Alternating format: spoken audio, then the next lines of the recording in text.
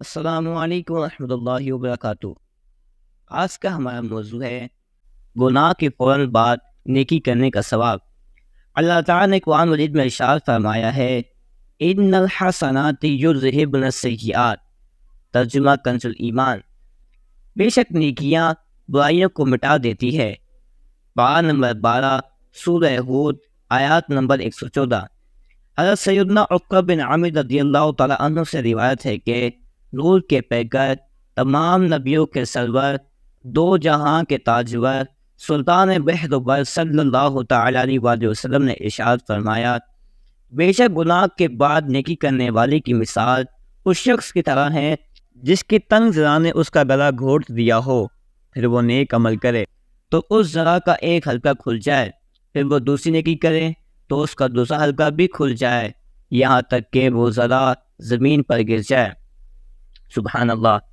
حضرت سیدنا ابو درداء رضی اللہ تعالیٰ عنہ فرماتے ہیں کہ میں نے عرض کیا، یا رسول اللہ صلی اللہ تعالیٰ علیہ وسلم، مجھے وصیت فرمائیے۔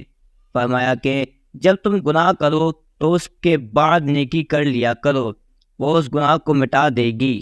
میں نے عرض کیا، یا رسول اللہ صلی اللہ تعالیٰ علیہ وسلم، کیا لا الہ الا اللہ کہنا بھی نیکی ہے؟ فرمایا کہ یہ سب سے افضل نیکی ہے۔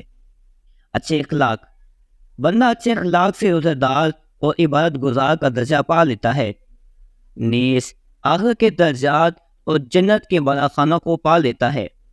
بد اخلاقی ایسا گناہ ہے جس کی بخشش نہیں، بندہ اس کی وجہ سے جہنم کے سب سے نچلے درجے میں پہنچ جاتا ہے۔ اچھا اخلاق خطاؤں کو اس طرح پگھلا دیتا ہے جس طرح دھوپ برف کو پگھلا دیتی ہے۔ خوش خلقی باعث سے برکت ہے۔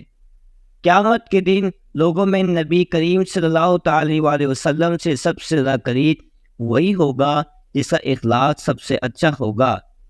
سب سے افضل مومن وہی ہے جس کا اخلاق سب سے اچھا ہے۔ میزان میں رکھے جانے والے اعمال میں حسن اخلاق سب سے افضل اور وزنی ہوگا۔ سبحان اللہ۔ Please subscribe my channel and click the bell icon.